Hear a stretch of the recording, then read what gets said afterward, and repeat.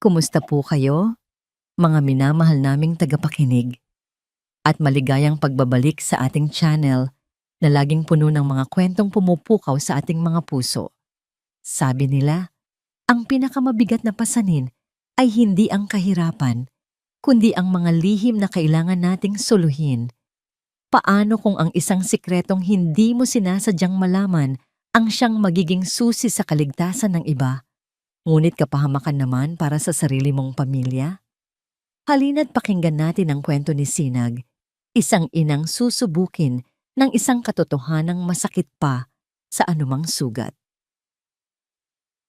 Nagsimula ang lahat sa isang tawag. Nanginginig ang kamay ni Sinag habang hawak ang kanyang luma at gasgas ng cellphone. Ang boses ng doktor sa kabilang linya ay kalmado at profesional, ngunit ang bawat salitang binitawan nito ay parang mga piraso ng yelong tumutusok sa kanyang puso. Kailangan na po siyang maoperahan sa lalong madaling panahon. Ginang Sinag. Critical po ang kondisyon ng kapatid ninyo. Napalunok si Sinag, nararamdaman ang pait sa kanyang lalamunan. Magmagkano po, Dok? Halos pabulong niyang tanong, bagamat alam na niya sa kanyang puso na ang isasagot ay isang halagang hindi niya kailanman nakita sa buong buhay niya.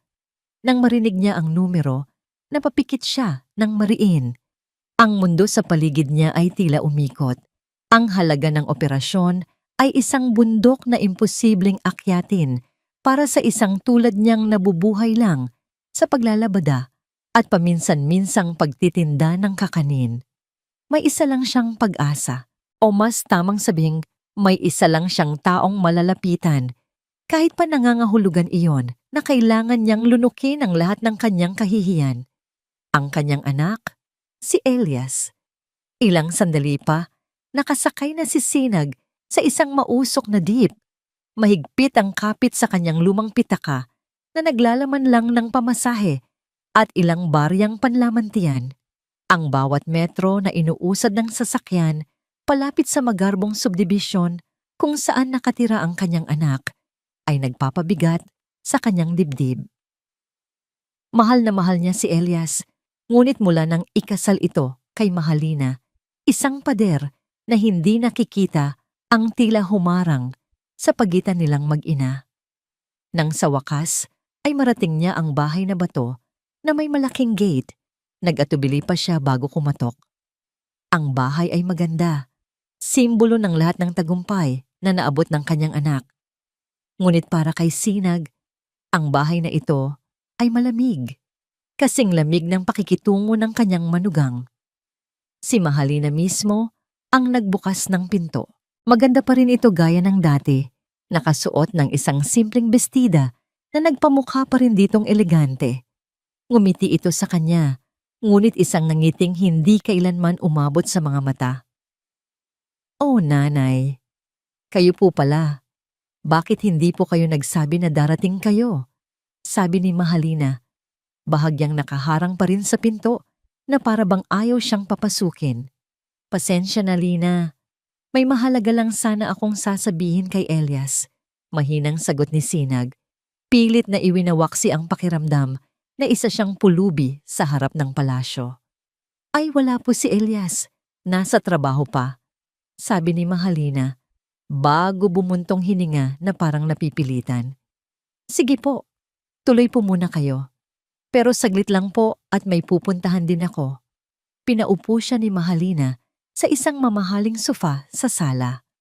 Ang buong lugar ay napakalinis at makintab, walang kahit isang alikabok. Kumuha ito ng isang basong tubig mula sa kusina at inilapag ito sa lamesa sa kanyang harapan nang may kaunting kalabog. "Heto po, Nay. Maghintay na lang po kayo dyan."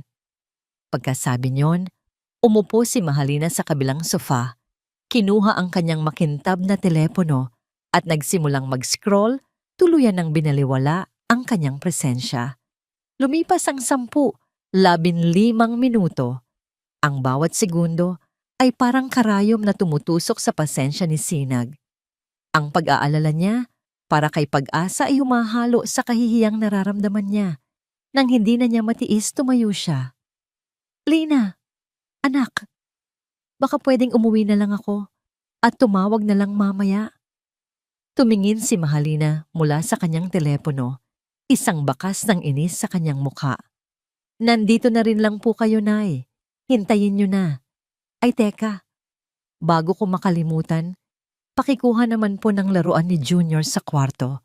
Andoon lang sa may paanan ng kama. Ilalagay ko lang sa bag niya. Ang simpleng utos ay nagpabigat lalo sa puso ni Sinag. Ngunit para sa anak niya, para sa pag-asang matulungan ng kapatid niya, tumango na lang siya. Sige anak. Dahan-dahan siyang pumasok sa master's bedroom. Ang silid ay malawak at amoy mamahaling pabango. Habang hinahanap niya ang laruan, bigla niyang narinig ang tunog ng mga takong ni Mahalina na papalapit sa pinto ng silid. Kasunod niyon ay ang boses nito, nagsasalita sa telepono. Natigilan si Sinag. Hindi niya alam kung bakit, pero isang matinding kaba ang biglang kumalat sa kanyang dibdib. Kung makikita siya ni Mahalina sa loob ng kwarto, baka isipin nitong may masama siyang ginagawa. Sa sobrang taranta, ang una niyang naisip ay magtago. Ang pinakamalapit na lugar ay ang malaking walk-in cabinet na bahagyang nakaawang ang pinto. Mabilis at walang ingay, pumasok siya sa loob, isinara ang pinto nang may kaunting puwang para makasilip. Madilim at medyo masikip sa loob. Amoy pinaghalong lavender at mamahaling leather. Dinig na dinig niya ang kanyang sariling paghinga at ang malakas na kabog ng kanyang dibdib. Pumasok si Mahalina sa kwarto, patuloy na kausap ang isang tao sa telepono. At doon, sa loob ng kadiliman ng aparador, narinig ni Sinag ang isang boses ng kanyang manugang na hindi pa niya kailanman narinig. Isang boses na puno ng panunuya at kasakiman. Ano ka ba, Carlo? Siyempre hindi ko siya hahayaang makahiram ng pera. Every peso counts. Malapit na nating makuha ang lahat. Napatakip si Sinag sa kanyang bibig. Carlo? Sino si Carlo? Huwag kang mag-alala kay Elias. Mahal na mahal ako ng gagong yon. Bulag na bulag sa akin. Kahit anong sabihin ko, paniniwalaan niya. Akala niya pamilya ang binubuo namin. Ang hindi niya alam, investment plan ko lang siya. Isang malutong na tawa ang kumawala sa bibig ni Mahalina.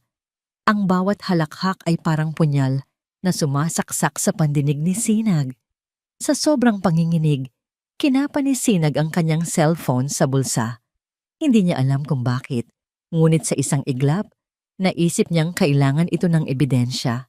Nanginginig ang kanyang daliri habang pinipindot ang screen.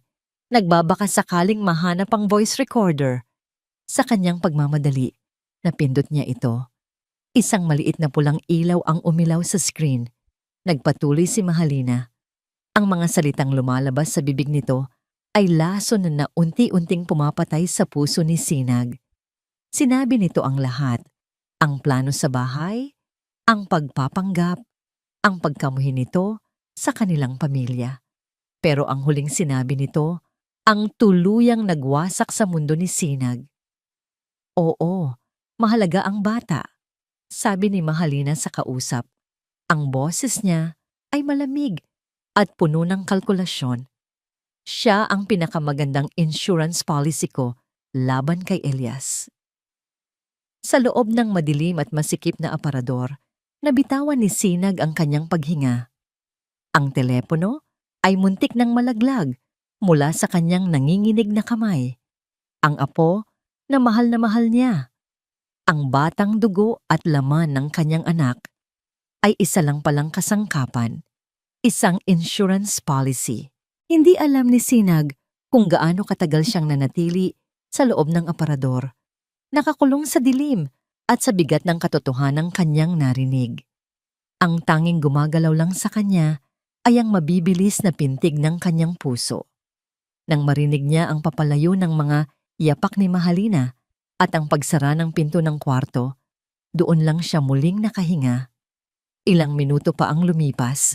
Nang marinig niya ang tunog ng makina ng kotse mula sa garahe, alam niyang ligtas na siyang lumabas. Nanginginig ang kanyang mga tuhod nang dahan-dahan niyang binuksan ang pinto ng cabinet. Sumilip muna siya. Wala ng tao.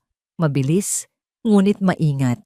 Lumabas siya ng kwarto at halos takbuhin ang daan palabas ng bahay na yon. Hindi na niya nagawang magpaalam. Para saan pa? Nang makalabas siya sa malaking gate ng subdibisyon at makabalik sa maingay na kalsada, doon lang niya naramdaman na tila siya nasusuka. Ang sariwang hangin ay hindi sapat para alisin ang bigat sa kanyang dibdib. Naglakad siya ng walang tiyak na direksyon. Ang mga sasakyan at tao sa paligid ay parang mga anino lang na dumadaan. Ang tanging totoo sa mga sandaling iyon ay ang bigat ng cellphone sa kanyang kamay, isang bagay na dati paraan lang ng komunikasyon, pero ngayon naging sisidlan ng isang napakabigat na lason. Ang recording ay parang isang baga na nagbabagang bakal sa kanyang palad. Isang bahagi niya ay gustong itapon ito, kalimutan ang lahat ng narinig, at magpanggap na walang nangyari para protektahan ang pamilya ng kanyang anak. Ngunit ang isa pang bahagi, ang bahagi ng isang ina, ay sumisigaw na kailangan niyang iligtas si Elias mula sa isang ahas na kanyang pinatulog sa sarili niyang kama. Hindi niya namalayan na ang kanyang mga paa ay nagdala sa kanya pauwi sa maliit at sira-sira niyang tahanan. Isinara niya ang pinto at isinandal ang kanyang likod dito. Hinahabol ang kanyang paghinga. Ang katahimikan sa loob ng bahay ay mas nakakabingi kaysa sa ingay ng kalsada. Umupo siya sa isang lumang upuang kahoy sa gitna ng kanyang maliit na sala. Dumidilim na sa labas. Hindi niya binuksan ang ilaw. Sa dilim, kinuha niya ang isang pares ng lumang earphones mula sa isang kahon. Nanginginig ang kanyang mga kamay habang isinasaksak ito sa kanyang telepono. Pinindot niya ang play. Ang boses ni Mahalina ay muling umaling-awngaw. Ngayon ay direkta na sa kanyang mga tainga. Ang bawat salita, bawat tawa, bawat buntong hininga ay mas malinaw, mas matalas, mas masakit. Ang unang pakikinig ay puno ng pagkabigla. Hindi pa lubos na tanggap ng kanyang isipan ang kataksilan. Pinakinggan niya ulit. Sa pangalawang beses, ang pagkabigla ay napalitan ng matinding kirot. Nang marinig niya ang mga katagang, "Mahal na mahal ako," ng gagong yon, isang hikbi ang kumawala sa kanyang mga labi. Ang anak niya, ang kanyang mabait at mapagmahal na si Elias. Ganoon na lang pala ang tingin dito ng babaeng pinag-alayan nito ng lahat. At ang apo niya, isang insurance policy. Ang sakit ay parang mga bubog na dumudurog sa kanyang puso. Pinakinggan niya sa pangatlong beses. Ngayon, ang kirot ay dahan-dahang nag-aapoy at naging galit. Isang galit na hindi pa niya naramdaman sa buong buhay niya. Galit para sa panloloko. Galit para sa pag-abuso sa kabutihan ng kanyang anak. Isang galit ng isang inang nakitang sinasaktan ang kanyang supling. Bigla, isang alaala ang pumasok sa kanyang isip.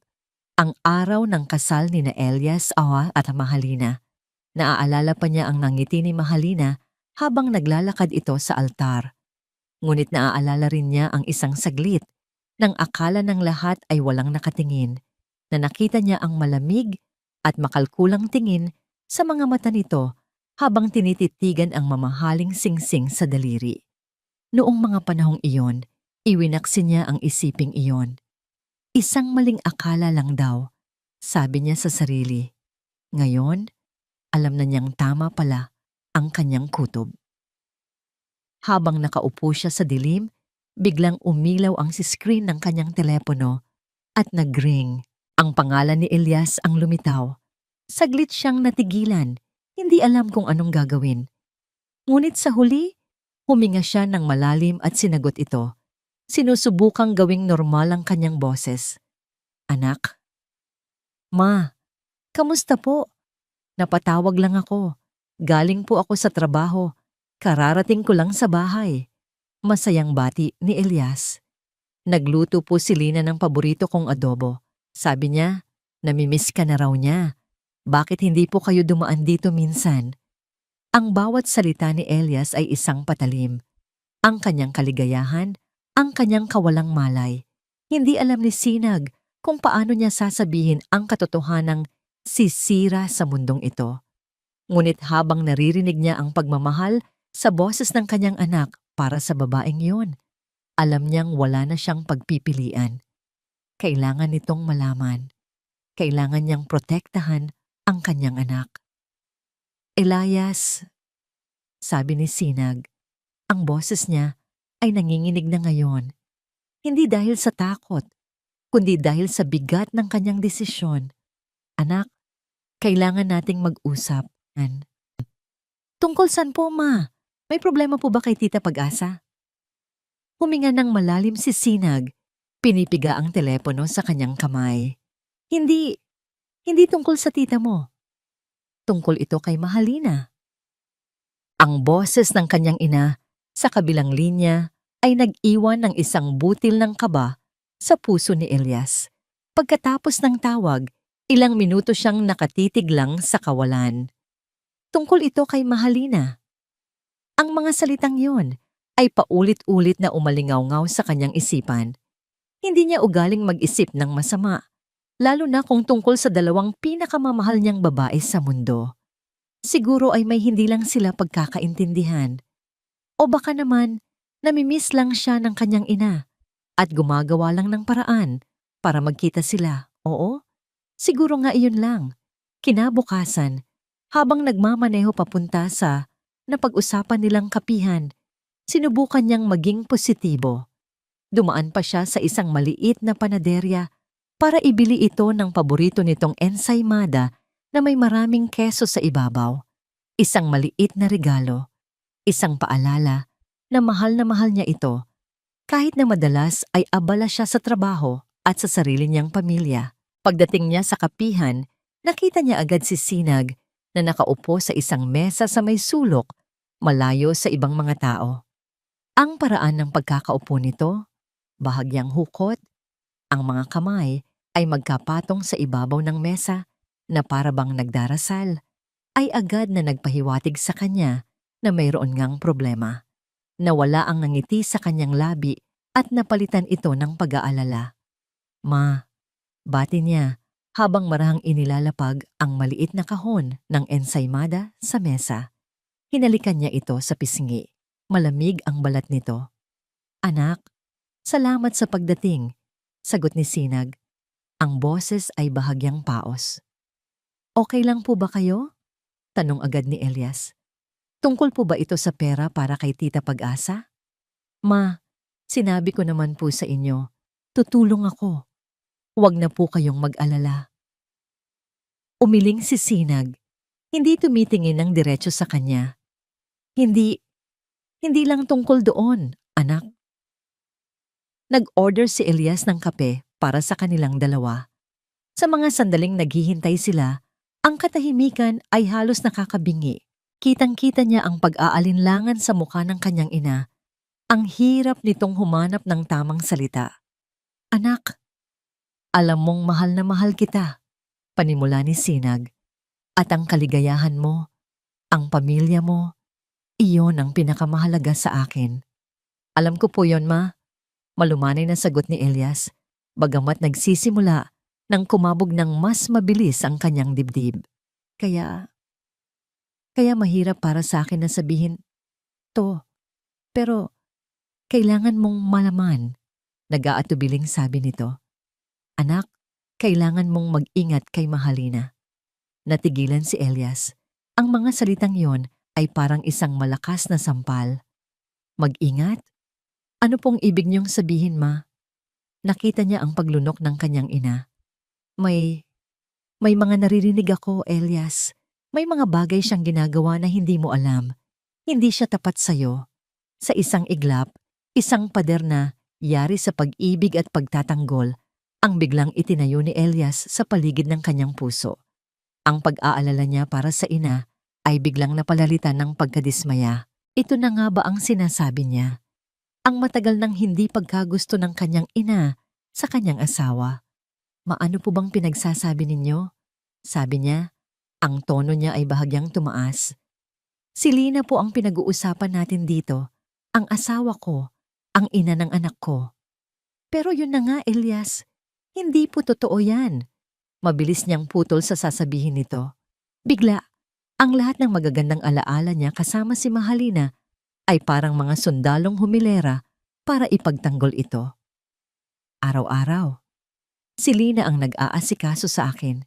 Kay Junior. Tinitiis niya ang pagod ko galing sa trabaho. Pinapasaya niya ako kapag malungkot ako. Alam niyo ba, Ma? Na sinabi niya sa akin na gusto kanyang isama sa bakasyon namin sa susunod na taon. Ganoon siya kabait. Ganoon kanya iniisip. Ang bawat salita ay isang ladrilyo na nagpapatibay sa pader. Hindi niya po ako lolokohin. Mahal na mahal ako ni Lina at mahal na mahal ko siya. Nakita niya ang sakit sa mga mata ng kanyang ina, ngunit para sa kanya, ang sakit na yon ay dulot ng maling akala. Ma, please, huwag niyo namang sirain ang pamilya ko dahil lang hindi niyo matanggap si Lina. Ang mga salitang yon ang tuluyang nagpabagsak sa natitirang lakas ng loob ni Sinag. Nakita ni Elias ang pagtulo ng mga luha sa mga mata nito at kahit nasaktan siya sa nakita, mas nangingibabaw ang kanyang pagkadismaya. Hindi mo naiintindihan, anak. Umiiyak na, sabi ni Sinag. Ang hindi ko po maintindihan ay kung bakit ginagawa niyo to. Mariing sagot ni Elias. Tumayo siya. Hindi na makayanan ang bigat ng pag-uusap. Inilagay niya ang ilang pirasong pera sa ilalim ng kanyang tasa ng kape. Pasensya na po, Ma. Pero kailangan ko nang umalis. Hindi na niya hinintay ang sagot nito. Mabilis siyang naglakad palabas ng kapihan. Iniwan ang kanyang inang umiiyak at ang ensaymadang hindi man lang nagalaw sa ibabaw ng mesa. Sa biyahe pauwi, naghahalo ang galit at lungkot sa kanyang dibdib. Galit dahil sa pakiramdam niya'y hindi nire-respeto ng kanyang ina, ang kanyang desisyon, ang kanyang pamilya. At lungkot dahil nasaktan niya ito. Pagdating niya sa bahay, sinalubong siya ng isang matamis na ngiti at isang mahigpit na yakap mula kay Mahalina. Ang bango nito, ang lambing nito, ito ang kanyang paraiso, ang kanyang tahanan. Paano magagawa ng kanyang ina na pagdudahan ang lahat ng ito? Mahal, anong problema? Bakit ganyan ang itsura mo? Malambing na tanong ni Mahalina habang hinahaplos ang kanyang mukha. Hindi na napigilan ni Elias. Ikinuwento niya ang lahat. Ang mga sinabi ng kanyang ina. Habang nagsasalita siya, nakita niya ang dahan-dahang pagbabago sa mukha ni Mahalina. Ang nangiti nito ay nawala at ang mga mata nito ay nagsimulang mamasa. Nang matapos siya, nagsimula itong umiyak ng tahimik. Mga luhang dahan-dahang tumulo sa maganda nitong mukha. Alam ko namang hindi pa rin ako gusto ng nanay mo, sabi nito sa gitna ng mga hikbi. Pero hindi ko akalain na kaya niyang gumawa ng ganoong kasinungalingan para lang sirain tayo.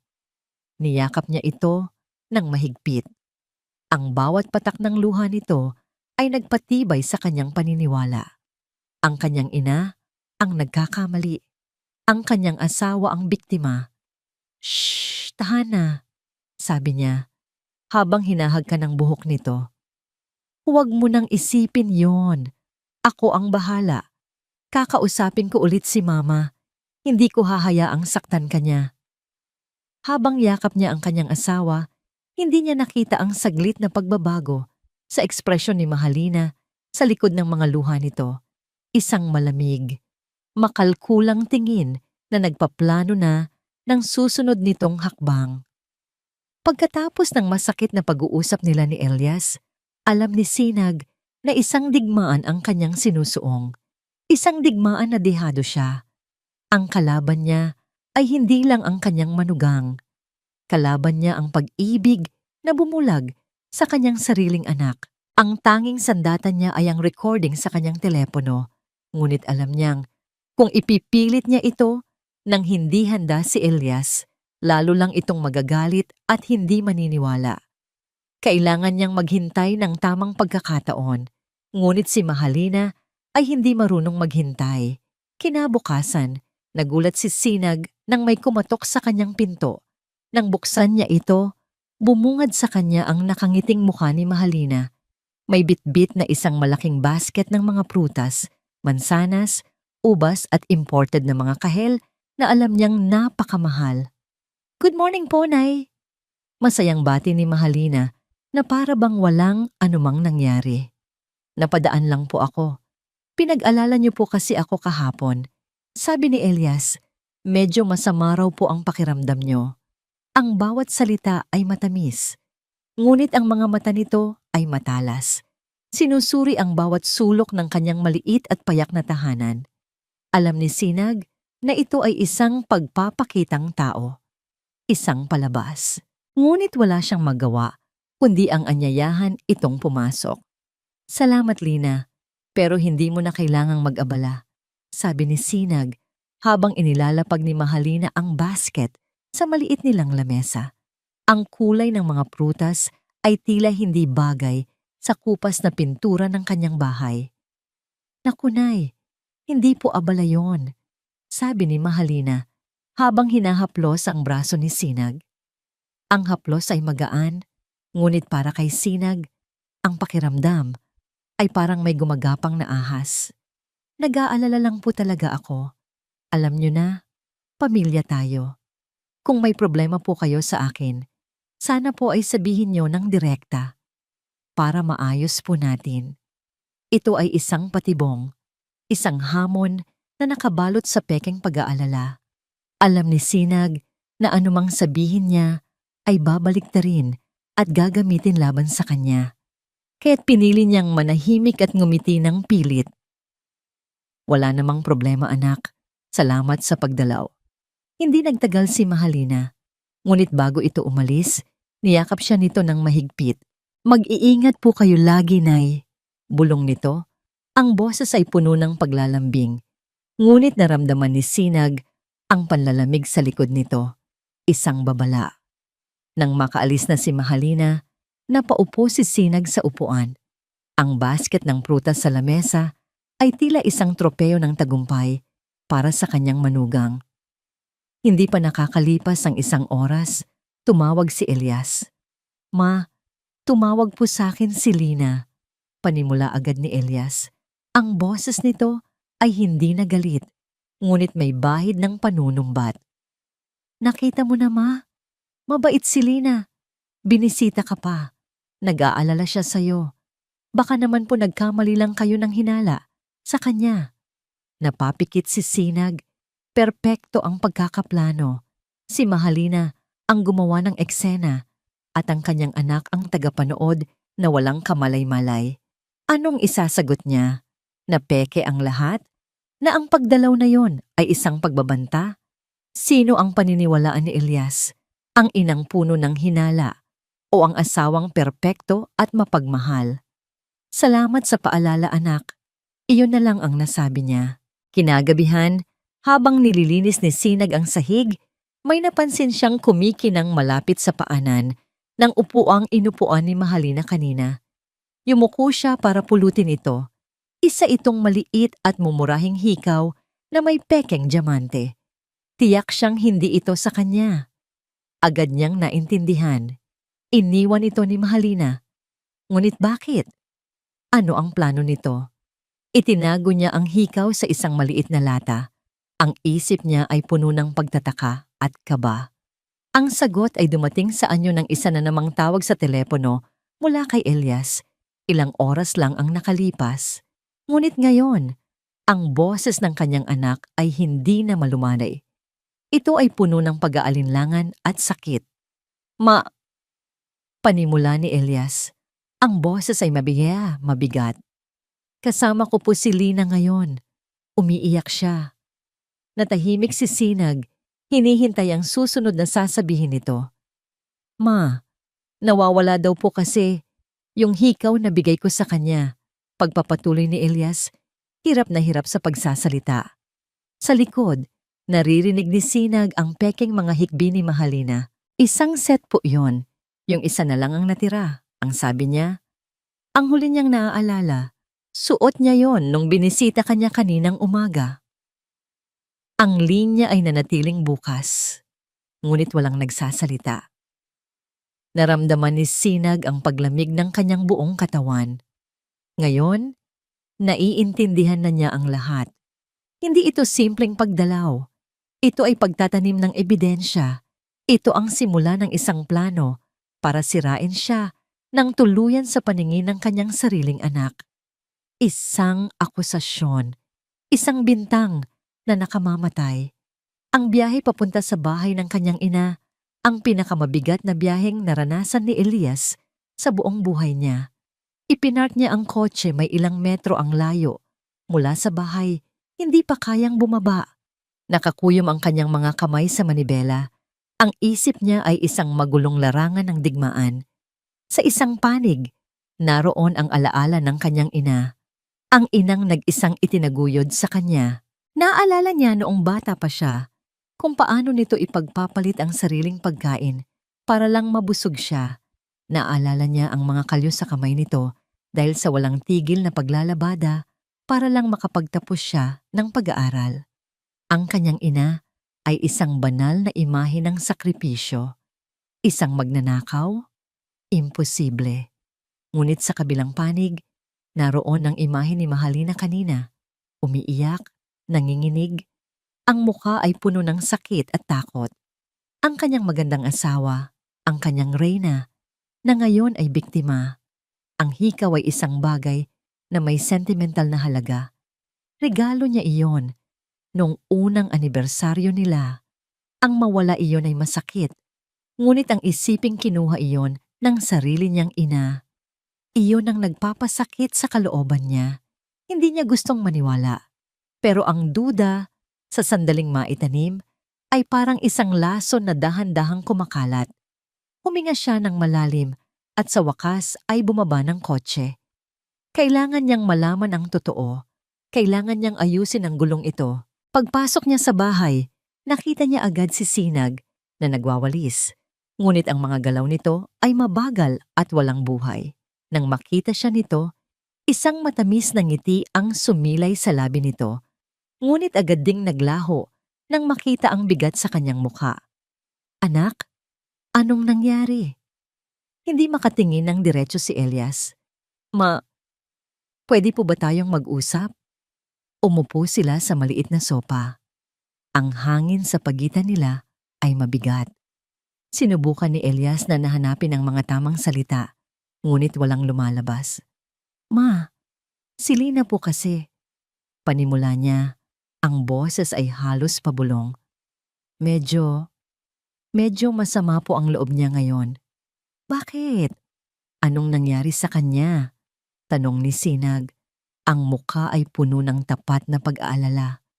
Mas lalong nahirapan si Elias. Kasi po, may nawawala sa kanya. Isang alahas, isang hikaw. Pinilit niyang maging kalmado. Ang sabi niya po, Baka lang po nalaglag niya dito kahapon nung dumalaw siya. Hindi niyo po ba napansin? Ang paraan ng pagtatanong niya ay paikot-ikot. Ngunit alam nilang pareho kung ano ang tunay na kahulugan nito. Nakita ni Elias ang unti-unting pagbabago sa mukha ng kanyang ina. Mula sa pag-aalala, ito ay naging pagkalito, tapos pagkabigla, at sa huli, isang sakit na hindi kayang itago. Isang sakit na parang sinaksak siya ng paulit-ulit. Nagsimulang mamasa ang mga mata ni Sinag. Ang kanyang mga labi ay bahagyang nanginig. Elias, sabi nito, ang boses ay basag. Ano ang gusto mong sabihin? Hindi naman po sa ganoon, ma, pero ano ang tingin mo sa akin? Putol ni Sinag, ang mga luha ay nagsimula nang tumulo sa kanyang mga pisngi. Pinalaki kitang maging matapat. Tinuruan kitang huwag kumuha ng bagay na hindi sayo. Tumingin ito ng diretso sa kanyang mga mata at nakita ni Elias ang pagkadurog ng puso nito.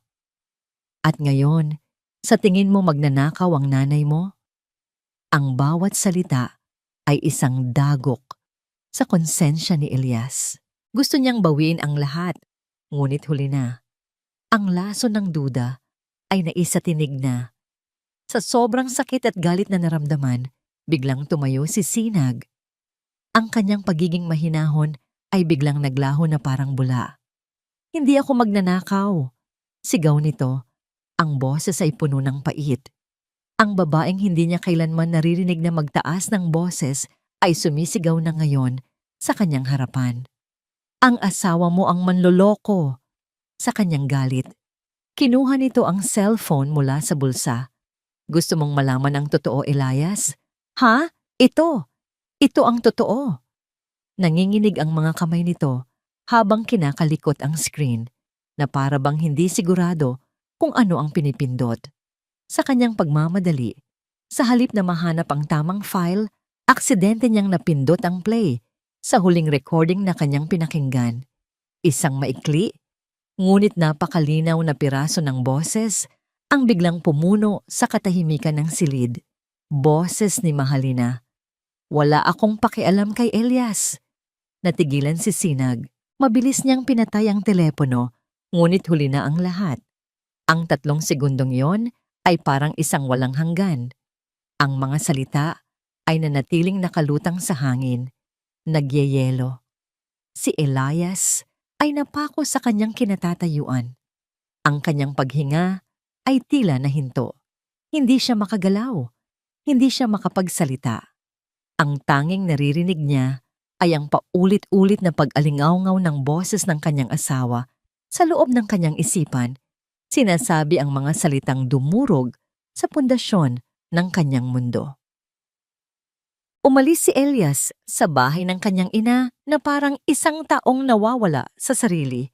Ang 3 segundong iyon, ang boses, ang mga salita, ay parang isang sirang plaka na paulit-ulit na tumutugtog sa loob ng kanyang bungo.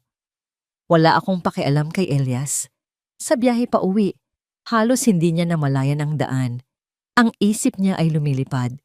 Sinusubukang humanap ng anumang luhikal na paliwanag.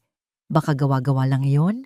Baka pinutol lang ng nanay niya ang isang mas mahabang pag-uusap para mag-iba ang kahulugan. Baka hindi talaga boses ni Mahalina yon.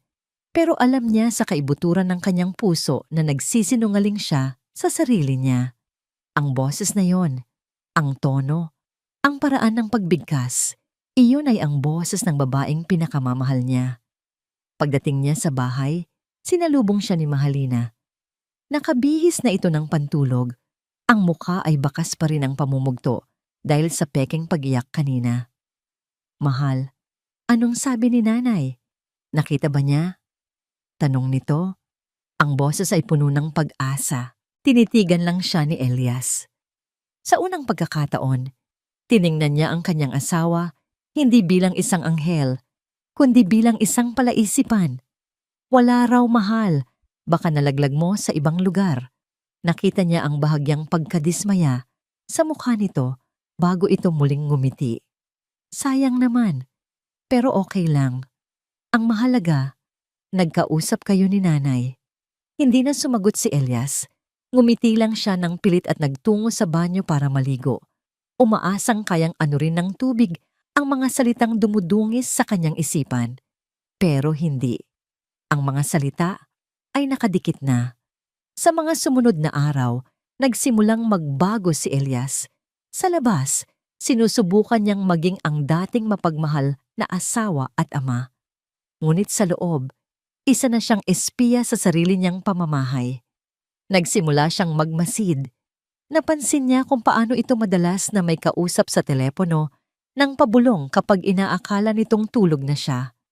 Napansin niya ang mga bagong damit at alahas nito na hindi niya maalalang binili para dito. Mga maliliit na bagay lang, mga detalye na dati binabaliwala niya, ngunit ngayon naging mga pulang bandila na iwinawagayway sa harap niya. Isang gabi, habang naghahapunan sila, sinubukan niyang magtanong. Mahal, may naalala lang ako. Kaswal niyang sabi.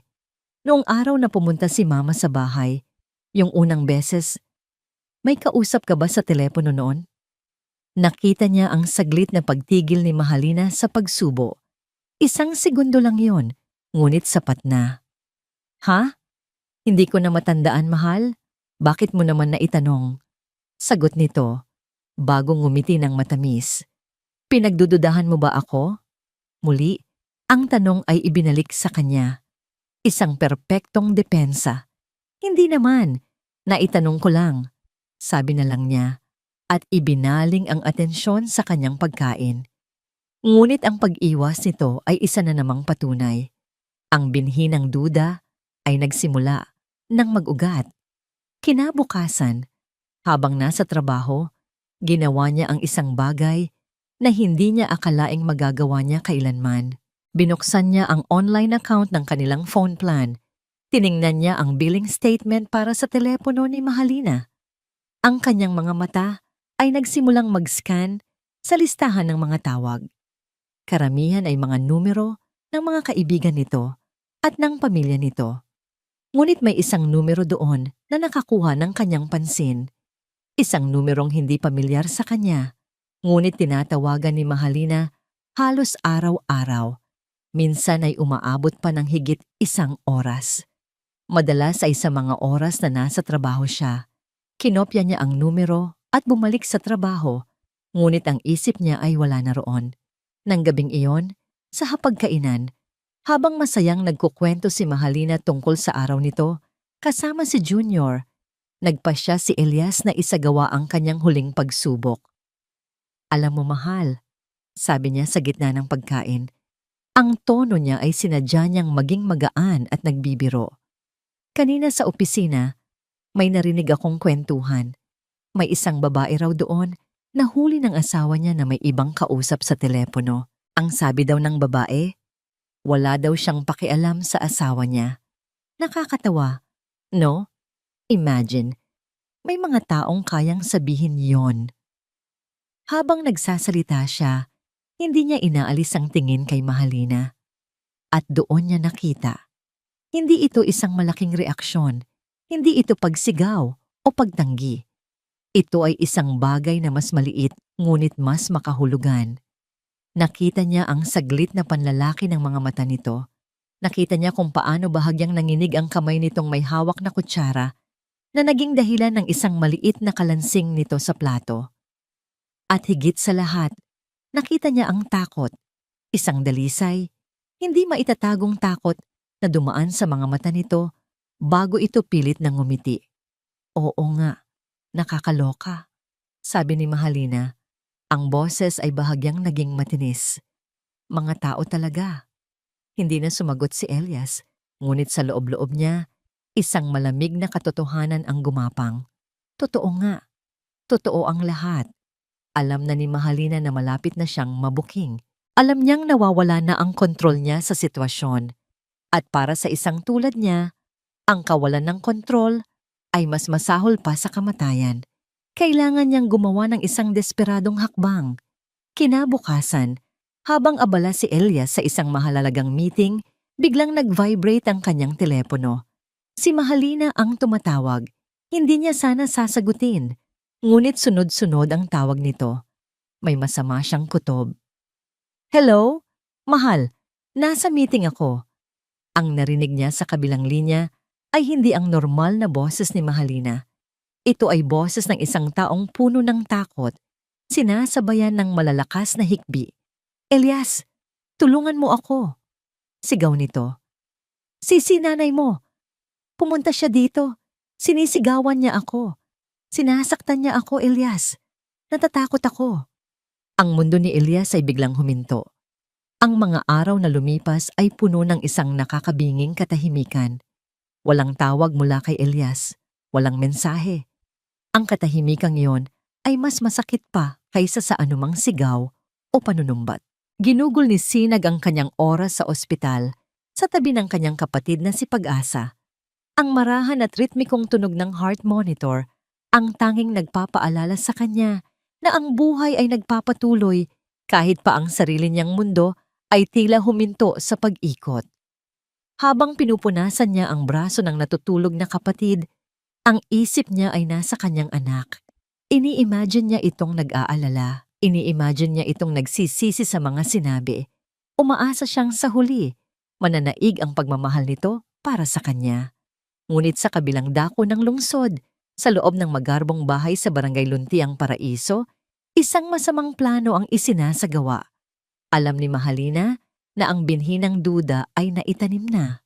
Ngayon, kailangan niya itong diligan ng isang kasinungalingang wawasak sa lahat. Naghintay siya ng tamang oras kung kailan alam niyang pinakaabala si Elias sa trabaho. Huminga siya ng malalim, inihanda ang sarili para sa pinakamagaling na pag-arte ng kanyang buhay. Sinadya niyang guluhin ang ilang gamit sa kanilang sala. Itinumba niya ang isang florera, hinayaang kumalat ang tubig at mga bulaklak sa sahig.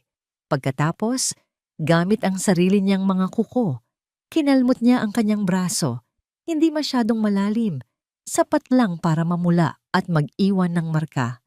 Nang sa tingin niya ay perpekto na ang eksena, kinuha niya ang kanyang telepono, pinindot ang numero ni Elias, at nagsimulang humagulgol.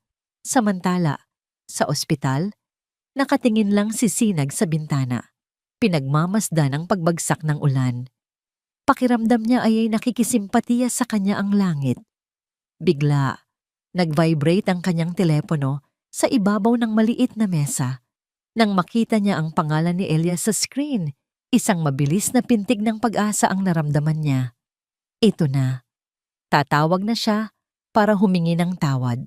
Magkakaayos na sila. Anak? Sagot niya. Ang boses ay puno ng pananabik at pag-aalala. Ngunit ang boses na sumagot sa kanya ay hindi ang boses ng kanyang anak. Ito ay boses ng isang estranghero, isang boses na puno ng galit na parang kulog. Huwag mo akong matawag-tawag na anak. Natigilan si Sinag. Ang telepono ay halos malaglag sa kanyang kamay. Elias, anong nangyayari? Anong nangyayari? Iyan din ang tanong ko sa'yo, Ma. Anong ginawa mo? Bakit mo kailangang gawin to? Sigaw ni Elias mula sa kabilang linya. Ang bawat salita ay parang isang suntok sa kanyang sikmura. Ano ang sinasabi mo? Nandito lang ako sa ospital? Sinunggaling! Ang mas malakas pang sigaw nito, puno ng puot. Tumawag sa akin si Lina, umiiyak. Takot na takot. Pinuntahan mo raw siya. Sinigawan. Sinaktan. Anong klase kang ina? Hindi. Hindi totoo yan, Elias. Umiiyak ng pakiusap si Sinag. Ang tunog ng heart monitor sa tabi niya ay tila bumibilis, sumasabay sa kabog ng kanyang dibdib. Nandito lang ako buong araw, tanungin mo pa ang mga nurse. Maniwala ka sa akin, anak. Maniwala? Paano ako maniniwala sa'yo? Lahat ng ginawa mo, mula simula, puro paninira lang kay Lina. Hindi ka tumigil hanggat hindi mo nasisira ang buhay ko, ang pamilya ko. Ang bawat salita ni Elias ay isang hatol, isang paghuhusga na walang apela. Hindi na siya pinakinggan. Ang kanyang mga paliwanag ay parang mga bulong na tinatangay ng isang bagyo. Ang pader na itinayo niya sa paligid ng kanyang asawa ay naging isang kuta na hindi na kayang tibagin. Narinig ni Sinag ang sarili niyang humahagulgol, hindi na para magpaliwanag, kundi dahil sa sakit. Ang sakit na marinig ang sariling anak na pinaparatangan siya ng mga bagay na hindi niya kailanman magagawa. Masaya ka na ba, Ma? Ha? Nasira mo na kami. Ano pang gusto mo? Sa huli, wala nang salitang lumabas sa bibig ni Sinag. Tanging mga hikbi na lang. Mga hikbing sumisimbolo sa kanyang pagkatalo. Isang sandali ng katahimikan ang namagitan. At pagkatapos, nagsalita si Elias sa huling pagkakataon. Ang boses nito ay hindi na pasigaw. Ito ay malamig, walang emosyon, at mas masakit pa kaysa sa 1,000 sigaw. Sana pala, hindi na lang kayo ang nanay ko. Click. Ang tunog ng pagbaba ng telepono ay mas malakas pa sa isang pagsabog. Nabitawan ni Sinag ang cellphone. Bumagsak ito sa malamig na sahig ng ospital. Ang screen ay nagkalamat na parang isang gagamba. Ngunit hindi niya ito pinansin. Ang kanyang mga tuhod ay biglang nanghina. Ang kanyang lakas ay biglang nawala. Dahan-dahan, napaluhod siya sa sahig. Ang kanyang mga kamay ay nakatakip sa kanyang muka habang ang kanyang buong katawan ay niyayanig ng hindi mapigilang pag-iyak. Wala na. Talo na siya. Hindi lang niya nabigong iligtas ang kanyang anak. Ang mas masakit pa, nawala na ito sa kanya ng tuluyan na tokeno. Sa sahig ng malamig na ospital, pakiramdam ni Sinag ay isa siyang basag na salamin. Ang bawat piraso ay sumasalamin sa sakit at kawalan ng pag-asa.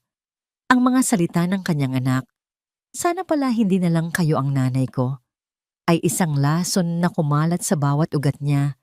Pinamanhid ang kanyang puso, pinatay ang kanyang kaluluwa. Hindi niya alam kung gaano siya katagal na nakaluhod doon. Ang tanging naririnig ay ang sarili niyang mga hikbi. Ang mundo sa labas ng pintuan ng silid ay nagpatuloy. Mga yabag ng mga nurse, ang mahinang anunsyo sa intercom. Ngunit sa loob ng kanyang mundo, ang lahat ay gumuhuna. Isang mahinang kamay ang humaplos sa kanyang balikat. Dahan-dahan niyang itinaas ang kanyang tingin. Nakikita niya ang kanyang kapatid na si Pag-asa, bahagyang nakaangat mula sa pagkakahiga. Ang muka ay maputla, ngunit ang mga mata ay puno ng pag-unawa at lakas. Hindi ito nagsasalita. Nakikinig lang ito sa kanyang pag-iyak. Wala na. Pag-asa. Wala na. Humahagulgol na, sabi ni Sinag. Itinakwil na ako ng sarili kong anak. Pinunasan ni Pag-asa ang mga luha sa pisinggi ng kanyang ate gamit ang nanginginig nitong kamay. Narinig ko ang bahagi ng usapan niyo. Mahinang sabi nito, ang boses ay bahagyang paos. Pero hindi ako naniniwala na yun na ang katapusan. Umiling si Sinag. Hindi mo naintindihan. Bulag na siya. Nilason na ni Mahalina ang isip niya. Talo na ako. Ate, sabi ni Pag-asa, masumigpit ang hawak sa kanyang balikat. Hindi ka patalo hanggat hindi ka sumusuko. Hinintay nitong magtama ang kanilang mga mata. Noong mga bata pa tayo, naaalala mo ba? Noong inaaway ako ng mga kalaro natin dahil ang payat-payat ko, ikaw ang laging humaharang sa akin. Ikaw ang laging lumalaban para sa akin. Kahit mas malalaki pa sa'yo ang mga umaaway sa akin, hindi ka marunong sumuko noon. Ang alaala ay nagdulot ng panibagong bugso ng luha kay Sinag. Ang Sinag na kilala ko ay isang mandirigma. Pagpapatuloy ni Pag-asa, ang boses ay nagkakaroon ng lakas. Ang ate ko, hindi niya hahayaang manalo ang kasamaan. Oo, masakit ang mga sinabi ni Elias. Pero sinabi niya yon dahil sa kasinungalingan, hindi dahil sa katotohanan. Ate, hindi ka nag-iisa. Ang mga salita ni Pag-asa ay parang isang patak ng tubig sa isang tuyong lupa. Dahan-dahan, ang matinding sakit ay nagsimulang mapalitan ng ibang emosyon. Isang bagay na matagal na niyang kinalimutan, ang tapang. Ang tapang ng isang ina na ipaglaban ng kanyang anak kahit pa ang kalaban ay ang anak niya mismo. Tumingin si Sinag sa kanyang kapatid. Pagkatapos ay sa basag na screen ng kanyang telepono na nakakalat sa sahig. Pinulot niya ito. Gumaan ang kanyang pakiramdam nang makitang umilaw pa rin ang screen nang pindutin niya ang power button. Gumagana pa. Binuksan niya ang voice recorder app. Nandoon pa rin ang file. Ang sandata niya. Ano yung gagawin mo, ate? Tumingin si Sinag kay Pag-asa. At sa unang pagkakataon, sa loob ng maraming araw, isang kislap ng determinasyon ang makikita sa kanyang mga mata. Gagawin ko ang dapat kong ginawa noon pa. Lalaban ako. Hindi para sa sarili ko, kundi para sa katotohanan, para sa kinabukasan ng apo ko, at para sa anak ko, kahit pagalit siya sa akin. Hindi na ito ang boses ng isang biktima. Ito na ang boses ng isang mandirigma. Kinuha niya ang kanyang lumang address book at hinanap ang isang numero. Isang pinsan na matagal na niyang hindi nakikita. Isang security guard sa isang malaking mall na marunong sa teknolohiya. May naisip siyang plano. Isang desperadong plano, ngunit ito na lang ang natitira niyang pag-asa. Habang hinihintay ang sagot sa kanyang text, isang mensahe ang biglang pumasok sa kanyang telepono. Isang group message mula sa isang kamag-anak ni Mahalina na hindi pa siya inaalis sa listahan. Isang imbitasyon. You're invited to Junior's first birthday bash. Please come and celebrate with us tomorrow at 3 p.m. Venue, Elias and Mahalina's residence. Napangiti si Sinag, ngunit isang ngiting mapait at puno ng determinasyon. Hindi nila siya inaasahan. Hindi nila alam na darating siya. Ito na. Ito na ang pagkakataon. Ang pagdiriwang na dapat ay puno ng saya ay magiging isang entablado para sa katotohanan. Ang bahay ni na Elias at Mahalina ay puno ng tawanan, masayang musika, at amoy ng masasarap na pagkain. Ang mga lobo na may kulay asul at puti ay nakasabit sa bawat sulok. Isang malaking banner na may nakasulat na Happy First Birthday Junior, ang sentro ng dekorasyon. Ang lahat ay perpekto. Ang lahat ay isang magandang larawan ng isang masaya at matagumpay na pamilya. Si Elias ay nakatayo sa isang tabi. Karga-karga ang kanyang anak.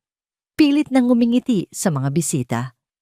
Sinusubukan niyang maging masaya para sa kanyang anak. Ngunit sa likod ng kanyang mga ngiti, ang kanyang puso ay mabigat. Ang mga salitang binitiwan niya sa kanyang ina ay parang mga tinik na nakabaon sa kanyang lalamunan. Alam niyang nasaktan niya ito ng sobra, ngunit ang galit at pagkadismaya na naramdaman niya noong araw na yon ay bumulag sa kanya. Pinili niyang paniwalaan ang kanyang asawa. Pinili niyang protektahan ang kanyang pamilya. Si Mahalina naman ay ang perpektong hostess. Bumabati sa bawat bisita. Ang kanyang tawa ay parang musika sa pandinig. Ang kanyang muka ay nagliliwanag sa tagumpay. Nanalo siya. Ang kanyang biyenan ay wala na sa eksena. Ang kanyang asawa ay nasa ilalim ng kanyang kontrol. Ang lahat ay naaayon sa kanyang plano. Sa gitna ng kasiyahan, bumukas ang pinto. Isang katahimikan ang biglang namayani nang makita ng lahat kung sino ang dumating. Nakatayo doon si Sinag. Hindi siya nakasuot ng magarbong damit, tanging isang luma ngunit malinis na bestida. Wala siyang dalang regalo. Ang tanging dala niya ay ang kanyang sarili at ang isang maliit na itim na bagay sa kanyang kamay. Isang portable Bluetooth speaker na hiniram niya sa kanyang pinsan. Ang mga mata ng lahat ay napako sa kanya. Ang mga bulungan ay nagsimula. Si Mahalina ang unang nakabawi sa pagkabigla. Isang anino ng inis at takot ang dumaan sa kanyang mukha bago ito muling napalitan ng isang pekeng ng ngiti. Nay, anong ginagawa niyo dito? Hindi siya pinansin ni Sinag. Ang kanyang mga mata ay nakatuon lamang sa isang tao, sa kanyang anak. Agad na lumapit si Elias. Ang mukha ay puno ng pagkalito at galit. Ma, ano ang ginagawa niyo dito? Hindi ba't sinabi ko na Alam ko ang sinabi mo, anak. Mahinahong putol ni Sinag. Ang kanyang boses ay hindi nanginginig. Ito ay kalmado, ngunit puno ng bigat. Pero apo ko ang may kaarawan at may dala akong espesyal na regalo para sa kanya. Hindi namin kailangan ng regalo niyo, singit ni Mahalina. Papalapit sa kanila. Sinubukan nitong hawakan ang braso ni Elias, isang kilos ng pag-aari. Umalis na po kayo, Nay. Nakakaya sa mga bisita. Si Mahalina ay gumaganap bilang biktima. Ang kanyang boses ay puno ng pakiusap. Nagpapaawa kay Elias na protektahan siya mula sa masamang biyenan. Mahal, please. Paalisin mo na siya. Ngunit hindi natinag si Sinag. Tumingin siya sa paligid, sa mga mukha ng pamilya ni Mahalina, sa mga kaibigan nilang nagkukunwaring walang nakikita. Pagkatapos, tumingin siyang muli ng diretso sa mga mata ni Elias. Ang mga matang minsan ay puno ng pagmamahal para sa kanya, ngayoy puno ng pagdududa. Anak, patawarin mo ako. Ngunit kailangan mong marinig ang katotohanan. Bago pa man makakilos si Elias o si Mahalina, Itinaas ni Sinag ang kanyang kamay. Sa isang mabilis na kilos, pinindot niya ang isang button sa kanyang telepono at ang isa pa sa maliit na speaker. Isang maliit na tunog ang narinig, hudyat na konektado na ang dalawa. "Anong ginagawa mo?" Sigaw ni Mahalina. Ang pagkukunwari ay biglang naglaho at napalitan ng purong pagkasindak. Sinubukan niyang agawin ang speaker, ngunit huli na ang lahat. Itinaas ni Sinag ang speaker. Tumingin siya sa kanyang anak sa huling pagkakataon. Ang kanyang mga mata ay puno ng sakit at pagmamahal at pinindot niya ang play. Isang katahimikan ang bumalot sa buong bahay at pagkatapos, isang boses ang pumuno sa hangin. Isang boses na pamilyar sa lahat. Ang boses ni Mahalina. Malinaw na para bang nagsasalita ito sa tabi nila. "Plano ko ang lahat, Carlo, mula sa pagpapakasal hanggang sa pag-aanak." Ang lahat ng tao sa silid, kasama na si Elias, ay natigilan. Ang kanilang mga muka ay nagpapakita ng lubos na pagkabigla. Ang party ay huminto. Ang mundo ay huminto. Ang bawat salita na lumalabas sa speaker ay parang isang malakas na sampal sa muka ng bawat taong naroroon. Ang masayang party ay naging isang silid ng paghuhukom. "Huwag kang mag-alala kay Elias. Mahal na mahal ako ng gagong yon. Bulag na bulag sa akin. Akala niya pamilya ang binubuo namin. Ang hindi niya alam, investment plan ko lang siya." Ang boses ni Mahalina ay nagpatuloy, walang awa, walang pagtatago. Inilantad nito ang lahat, ang plano sa bahay, ang pagkamuhi sa pamilya ni Elias, ang pagnanasa sa pera. Ang kanyang mga magulang at kamag-anak na naroroon ay napayuko sa hiya, hindi makatingin sa kahit sino. Ang kanilang munting reyna ay hinuhubaran ng kanyang korona sa harap ng lahat. Si Mahalina ay parang isang estatwang nagyelo. Ang kulay sa kanyang mukha ay nawala, napalitan ng isang maputlang anyo ng pagkatalo. Sinubukan niyang magsalita, itanggi ang lahat. Hindi totoo yan. Gawa-gawa lang yan. Edited yan." Ngunit walang naniwala. Ang boses ay masyadong malinaw. Ang mga detalye ay masyadong tiyak. At pagkatapos, dumating ang huling suntok. Ang pinakamasakit sa lahat. Oo, mahalaga ang bata. Siya ang pinakamagandang insurance policy ko laban kay Elias. Sa pagkarinig ng mga salitang iyon, ang tingin ng lahat ay napunta kay Elias. Si Elias ay nakatayo pa rin, karga ang kanyang anak na si Junior, na ngayon ay nagsisimula ng umiyak dahil sa bigat ng tensyon sa silid. Ngunit tila hindi ito naririnig ni Elias. Ang kanyang mga mata ay nakapako sa kanyang asawa. Ang kanyang mukha ay walang emosyon. Isang blankong canvas. Tinitigan niya si Mahalina, hindi bilang asawa, kundi bilang isang ganap na estranghero. Pagkatapos, ang tingin niya ay dahan-dahang bumaba sa batang nasa kanyang mga bisig, ang kanyang anak, ang kanyang dugo, at laman. O hindi ba? Ang batang binuo pala, hindi dahil sa pag-ibig, kundi dahil sa isang kontrata, isang kasangkapan, isang insurance policy. Ang blankong canvas ng kanyang mukha ay biglang nagpakita ng isang emosyon, hindi galit, hindi lungkot, isang bagay na mas malalim, pagkawasak. Ang puso ni Elias sa mga sandaling iyon ay hindi lang nabiyak. Ito ay dinurog hanggang sa maging abo.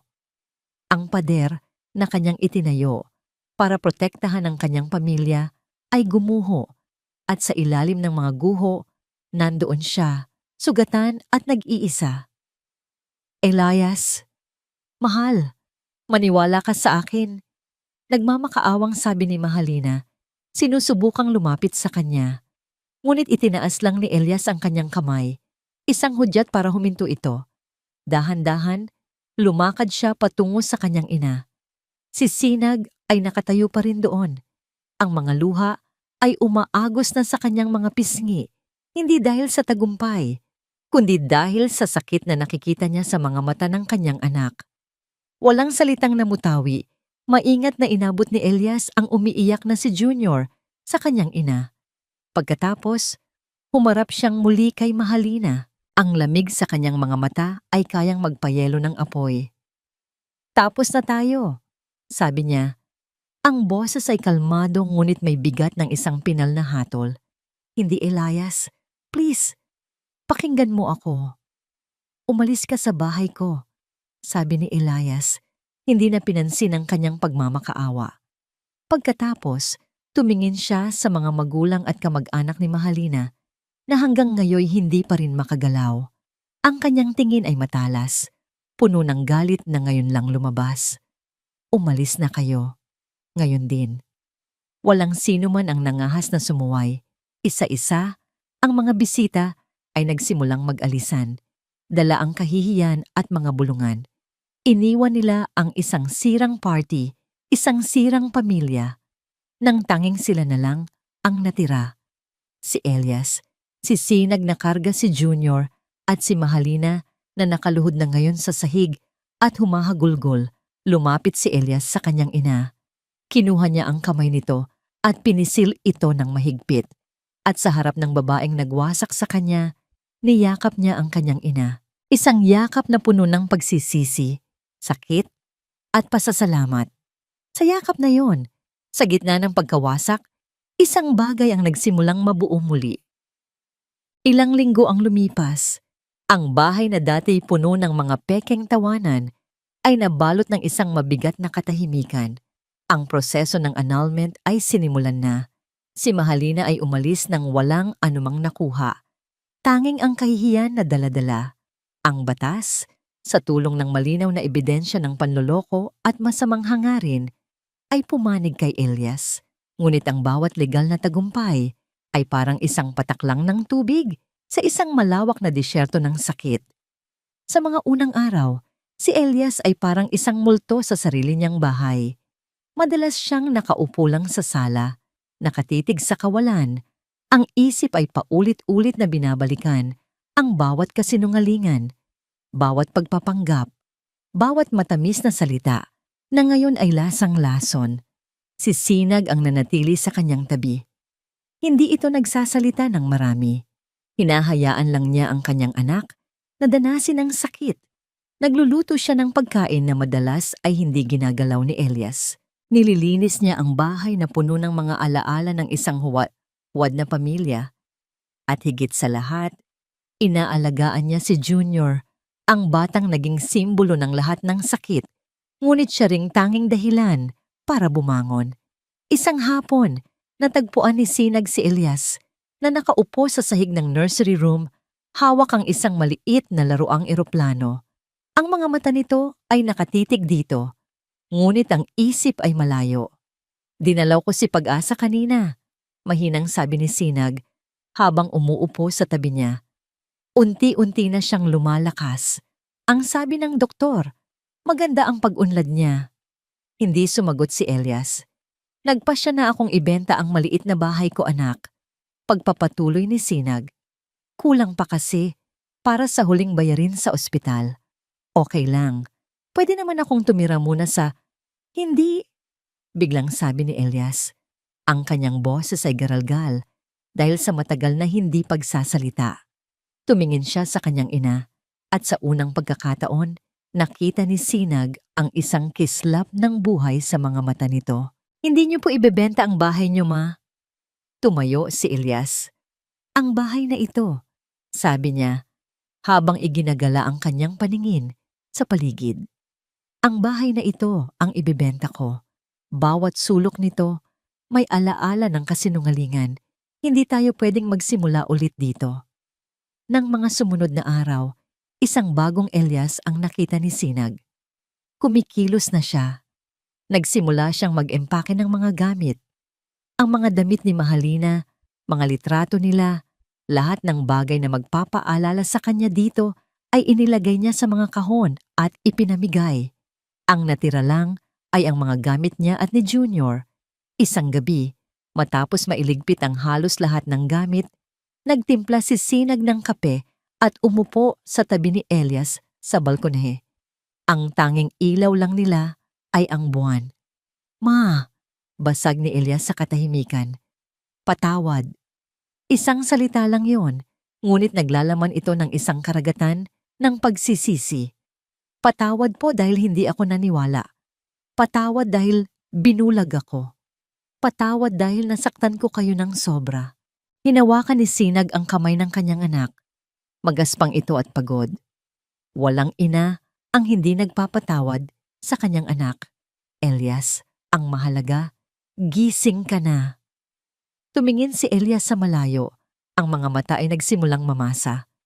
Paano po ako magsisimula ulit, ma? Paano ko titingnan si Junior nang hindi naaalala na ginamit lang siya? Ito ang tanong na bumabagabag sa kanya gabi-gabi. Ang sakit ng pagtataksil ng isang asawa ay isa. Ngunit ang katotohanang ang sarili niyang anak ay bahagi ng isang masamang plano ay ibang klase ng sugat. Tingnan mo siya bilang isang biyaya, mahinang sagot ni Sinag. Hindi mahalaga kung paano siya nagsimula, Elias. Ang mahalaga, nandito siya. Dugo mo siya, laman mo siya. At higit sa lahat, isa siyang inosenteng bata na nangangailangan ng pagmamahal ng isang ama. Siya ang dahilan para bumangon ka. Hindi siya ang iyong insurance policy. Siya ang iyong pag-asa.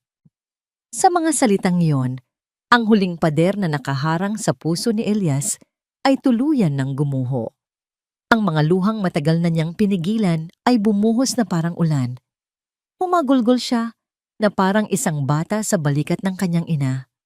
Para sa nawalang pag-ibig, sa nasirang tiwala, at sa pamilyang hindi naman pala totoo.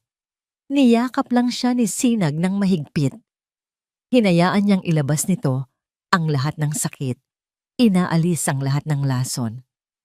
Ang paghilo may nagsimula na. Ilang araw ang lumipas. Sa huling pagkakataon, tumayo sila sa harap ng bahay na ngayon ay wala ng laman. Isang for sale sign ang nakasabit na sa gate. Saan tayo pupunta, ma? Tanong ni Elias. Karga si Junior. Ngumiti si Sinag. Uuwi tayo, anak. Sa isang lugar na mas maliit pero mas totoo. Habang papalayo sila, hindi na nila nilingon ang bahay. Ang nakaraan ay nasa likod na nila. Sa kanilang harapan, kahit hindi pa malinaw, ay isang bagong simula. Isang taon ang lumipas. Ang malakas na halakhak ng isang bata ang pumuno sa isang maliit, ngunit maaliwalas na apartment. Si Junior, na ngayon ay halos 2 taong gulang na, ay masayang nagtatakbo sa sala, hinahabol ang isang bolang goma na inihagis ng kanyang ama. Dahan-dahan lang, champion, natatawang sabi ni Elias habang pinapanood ang kanyang anak. Ang kanyang mga mata, na dati puno ng sakit at pagdududa, ay mayroon ng kislap ng kapayapaan at pagmamahal. Mula sa kusina, lumabas si Sinag, may dalang isang bandehado ng mainit na pandesal at kape. Ang kanyang mukha ay mayroon ng mas kaunting mga guhit ng pag-aalala at mas maraming linya ng mga ngiti. Heto na ang merienda ng mag-ama. Masaya niyang sabi. Ang buhay nila ay simple. Ang apartment na kanilang inuupahan ay hindi maihahambing sa laki at ganda ng dati nilang bahay. Ngunit dito, sa loob ng 4 na sulok ng kanilang bagong tahanan, ang hangin ay magaan. Ang bawat sulok ay puno. Hindi ng mamahaling gamit, kundi ng totoong pagmamahalan. Si Pag-asa, na ngayon ay tuluyan ng magaling mula sa kanyang operasyon, ay madalas dumalaw, nagdadala ng kwento at tawanan. Ang pera mula sa pagbenta ng bahay ni Elias ay hindi lang nakatulong sa pagpapagamot nito, kundi naging puhunan din para makapagsimula sila muli. Nakahanap si Elias ng bagong trabaho sa isang mas maliit na kumpanya. Hindi kasing laki ng sahod, ngunit mas may oras siya para sa kanyang pamilya. Isang hapon, habang natutulog si Junior, naupo si Elias sa tabi ng kanyang ina sa maliit nilang balkonahe. Pinagmamasdan nila ang paglubog ng araw. Naaalala niyo pa po ba, Mamam? Yung araw na sinabi ko sa inyo Yung mga bagay na yon, basag ni Elias sa katahimikan. Hindi na niya kailangang sabihin kung ano. Alam na alam pa rin nila. Tumingin si Sinag sa kanya at ngumiti. Naaalala ko. Pero ang mas naaalala ko ay yung araw na niyakap mo ako sa gitna ng gulo. Iyon ang mas mahalaga, anak. Hindi ko po alam kung paano ako makakabawi sa inyo. Nakabawi ka na, Elias, sabi ni Sinag habang hinahaplos ang kanyang likod. Sa bawat umaga na nakikita kitang isang mabuting ama kay Junior. Sa bawat gabi na umuuwi kang may ngiti sa labi. Sa bawat sandaling pinipili mong maging mas matatag kaysa sa kahapon, higit pa iyon sa sapat. Tumahimik sila, ninamnam ang payapang sandali. Ang mga sugat ng nakaraan ay hindi pa rin tuluyang naghihilom. May mga peklat na mananatili magpakailanman. Ngunit natutunan na nilang mabuhay kasama ng mga ito. Ang mga peklat na yon ang nagpapaalala sa kanila kung gaano sila katatag. Habang papalubog ang araw, nag-vibrate ang telepono ni Elias. Isang mensahe mula sa isang katrabaho. Elias, may kape bukas pagkatapos ng trabaho. Sama ka. Ang pangalan sa screen ay Rina. Isang bagong kaibigan sa opisina. Isang taong nakarinig sa mga pira-pirasong kwento ng kanyang nakaraan, ngunit hindi siya hinusgahan. Ngumiti si Elias. Hindi isang nangiting puno ng kilig o pag-asa sa pag-ibig. Isang simpleng ngiti lang. Ang ngiti ng isang taong handa nang muling tumingin sa hinaharap. Ipinakita niya ang mensahe sa kanyang ina. Tumingin si Sinag sa telepono, pagkatapos ay sa kanyang anak. Wala siyang sinabi. Ngumiti lang siya. Isang ngiting puno ng pag-unawa at basbas. Ang pag-ibig ay minsan nang nagdulot ng pagkawasak sa kanilang buhay. Ngunit hindi nito pinatay ang kakayahan nilang umibig muli. Siguro hindi pa ngayon. Siguro hindi pa bukas. Pero sa tamang panahon, alam ni Sinag na ang puso ng kanyang anak ay muling bubuksan. Tumingin si Sinag sa papalubog na araw. Ang ginintuang sinag nito ay tumatama sa kanyang mukha. Naramdaman niya ang init, hindi lang sa kanyang balat, kundi sa kanyang puso. Ang pangalan niya, sa wakas, ay sumasalamin na sa kanyang nararamdaman. Sa gitna ng nasirang pamilya, sila, isang ina, isang anak, at isang apo ay nakahanap ng isang bagong liwanag, isang bagong sinag ng pag-asa. At dito po nagtatapos ang ating kwento. Isang paglalakbay na nagturo sa atin ng isang mahalagang aral na ang katotohanan, kahit gaano pa kasakit, ang siyang tanging magpapalaya sa atin.